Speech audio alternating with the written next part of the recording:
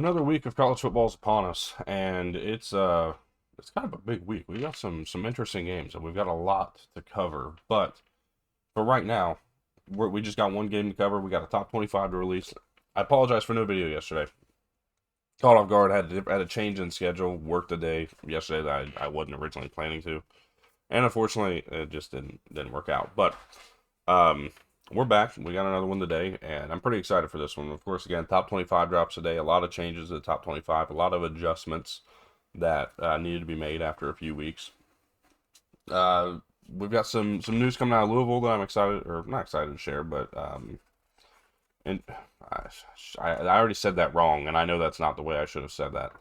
I'm not excited to share it because I don't have a personal tie to Louisville or anybody around them. Um, but excited in the sense that we get another year of this player, more than likely.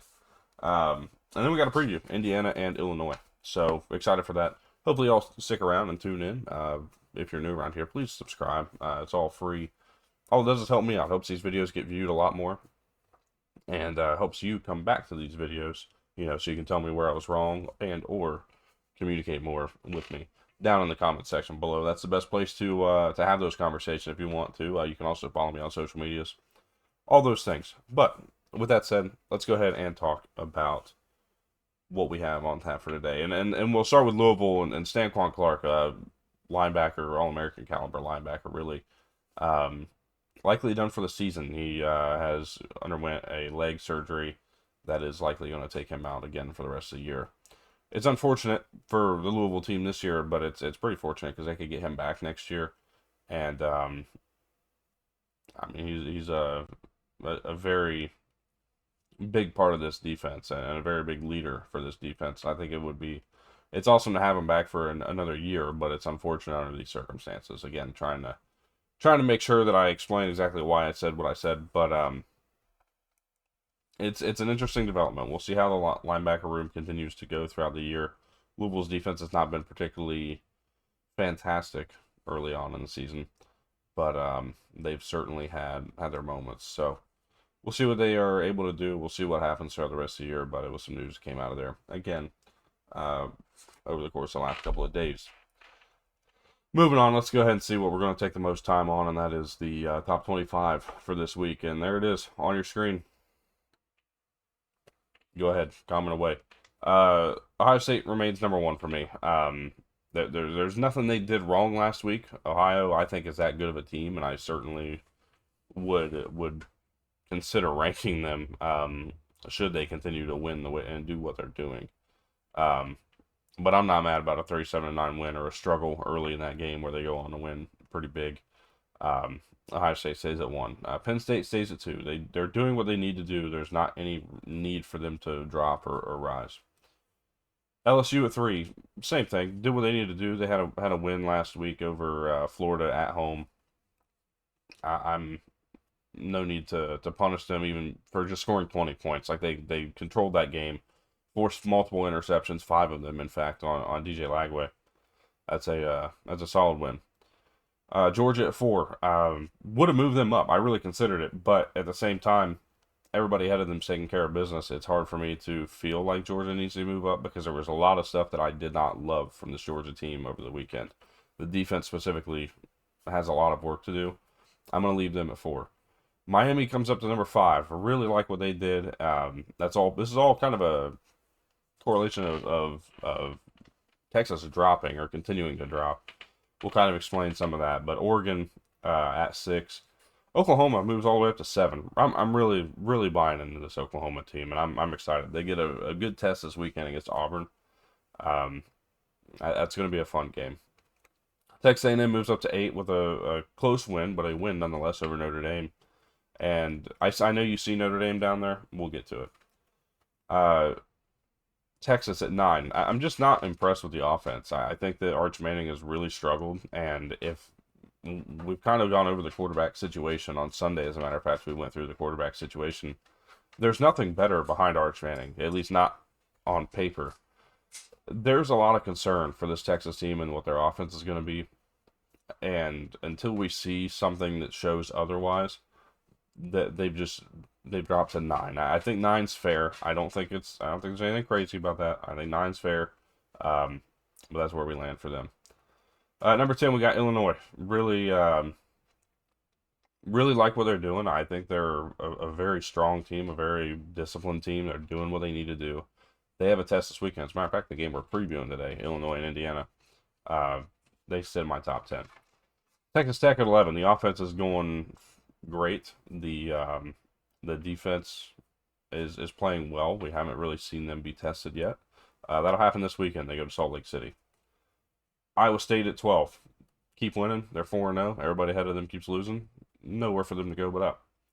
Michigan comes up to 13, and they rise a good handful of spots. But I'm the biggest thing here is if you know what you were watching against Central Michigan, you know that there was a massive difference in play calling. There was a massive difference in play style.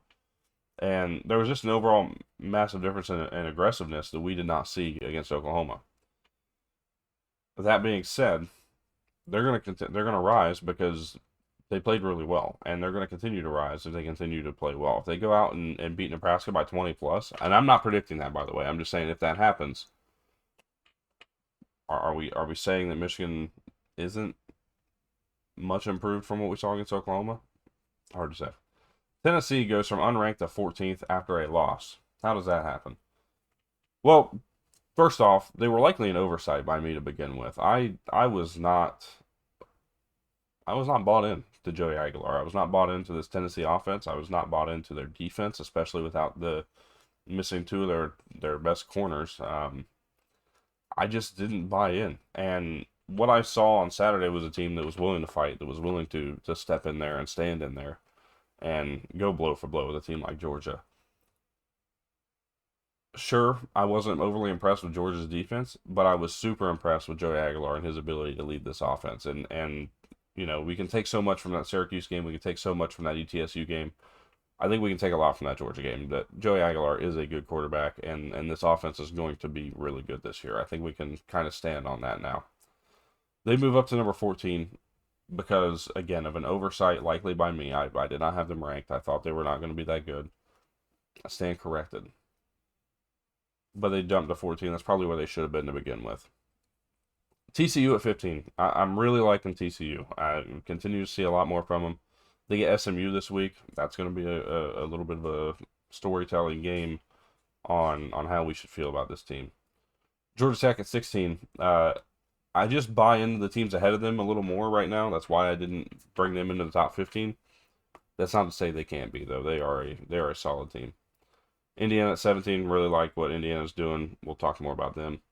Notre Dame at 18. Look, you've lost to Miami and Texas A&M by a combined 4 points. One of them because of a bad hold on an extra point. You take that away, Notre Dame, you don't have to take it away. They've lost 2 games against top 10 opponents by 4 points combined. This is a team that certainly has the ability to be really good. And I think they're going to be really good throughout the course of this year. They're only going to get better, and I think they could certainly run the table the rest of the way through. Will it put them in the playoff? I don't know. I mean, I've certainly made an argument that they could be. But I also understand the argument that maybe they don't deserve it. Nonetheless, I don't think they deserve to be out of the top 25 at 0-2 just because they've lost by 4 combined points to 2 of the best teams maybe in college football. I mean, I really have kind of seen a different level from A&M, especially in that one, and then being able to stick around, and their defense doesn't look great either, but we'll let that be for now. And then the Miami game, I mean, the comeback, like I think C.J. Carr is still going to be able to lead this team. I still think they're going to have a good year. I think they're solid at 18. Auburn at 19, liking what they're doing. They got a chance again. We talked about them playing Oklahoma. They'll have a chance to continue to rise. Utah, probably one of my favorite Big 12 teams right now. Again, they face Texas Tech this weekend. We'll kind of see where they should be. Liking them at 20. Arizona State at 21. Florida State at 22. Tulane 23. Liking what they're doing. Another big Power 4 win that pushes them even further up. They get Ole Miss this weekend, so that's going to be a really big telling tale, really, about where they should be. Vanderbilt jumps into 24, and Alabama jumps back into 25. That's where we land right now. I'm not going to explain too much of that bottom five because that could change. They could rise, fall, but right now I think we're pretty solid where we're at. So let me know what you guys think. What you guys would change if you had the opportunity, and I'll be looking forward to those comments down below. Let's go ahead and get into the game preview for today, and that's Illinois and Indiana. And I think that I'm pretty excited for this one, honestly. 7:30 p.m. NBC, two undefeated teams, two top 20 teams, and two teams who've put a lot of points on the board early on in the season. Now, granted, neither one of these teams has particularly played great opponents. Illinois, sorry, is probably more proven with their win over Duke and on the road. But either way, I'm not fully bought in on the Illinois side yet. I mean, look, I have them ranked in the top 10. I think they were a good team. I think they're going to continue to be because they're just experienced. They have a really good coaching staff. Like, Illinois is going to be good no matter what. They're going to be good. They could finish 8-4. They're still a good team. Indiana, we haven't really seen the test yet. We haven't really seen them play anybody that can really give them that challenge. They're going to find that this weekend. Now, they get the advantage of being at home. They get the advantage of a night game, and they get the advantage of being a 5.5 point favorite in this one. Over-under sits at 52.5 for those curious. For me, the biggest keys here, and I wrote down, I only could manage about two for each side because these are two teams that are super disciplined, and they haven't really made a bunch of mistakes. Like, being able to capitalize on the two offenses making mistakes doesn't seem like it's going to happen. The defenses haven't really done that. So it just feels like this is a game where it's going to come down to who makes that one extra stop, or who wins the field position battle should this become a bit of a punting contest, or even more so, who creates that first turnover. Because it could be the one that changes the game ultimately, or determines the game, is that first turnover. Because these are two offenses that don't turn the ball over. They've done really well at holding on to the ball, taking care of it. So my biggest thing was for Illinois, continue to create turnovers. They've created quite a few, and they have a +2 turnover differential per game. And then the other thing was make Fernando Mendoza beat you. Don't let this run game get going, because if you do, this is an Indiana team that has 4 ball carriers, 4 running backs over 100 yards rushing, and 3 of those 4 are over 200 at this point. It is a very balanced attack with 3 guys or 4 guys who can beat you at any moment, any time they want. Being able to slow down that run game a little bit and put a little bit more on Fernando Mendoza's shoulders opens you up to more turnover opportunities. The reason I say that is because Mendoza is younger than Luke Altmaier. He's a little more fresh than Luke Altmaier. Doesn't mean he can't take care of the ball, and doesn't mean he can't win this game through the air himself. It just means that there might be a little less trust in Fernando Mendoza than there is against Illinois and Luke Altmaier. And then the other one for Indiana as well, win the turnover battle. That's the storyline in this game. Who creates that one turnover, if there is one at all? Who creates the turnover that changes this game? That's the storyline we're going to be waiting on. That's the storyline we're watching the entire way through this thing. I'm really pumped for this game. Again, the line sits at Indiana -5.5. Illinois, or the over/under sits at 52.5. My pick for this game, I'm taking Indiana to win this thing 24-20. Bought into their home crowd. I'm bought into what they can do. I think they're a really good team, and I'm expecting that they can repeat what they did last year. I've been expecting that. I predicted them to be a 10-2 team, I believe, or 9-3 or 10-2, somewhere in that range.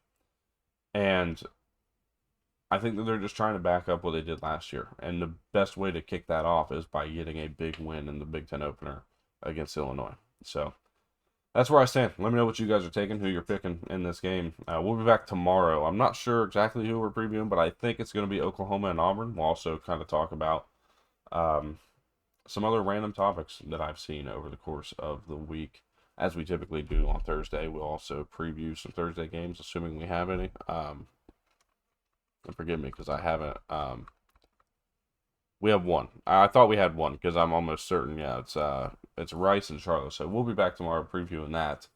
Um, excited to kind of talk about that game a little bit. Friday, similar thing. Take 10 returns. We had a really good week again last week. We're looking to kind of put ourselves above 500 now. We'll have some previews. Tulsa and Oklahoma State, Iowa, Rutgers will be that night, so we'll be able to talk about those games as well. And then Saturday and Sunday, of course, our live show, 10 a.m. Eastern time for both of those. Excited for those, man. We're gonna have a lot of stuff. We're gonna be a little different look on Saturday morning. We will not have BJ here, but we do have somebody lined up, a very special guest lined up for that episode and for that show. So make sure you're here. Make sure you subscribe again. If you're new around here, we're on the path to 200 subscribers. We're only 12 off. Hopefully, y'all help us out, and we'll see you guys tomorrow with another episode. Again, we'll be previewing Oklahoma and Auburn. So thank you all for tuning in. Hope you all have a good rest of your day.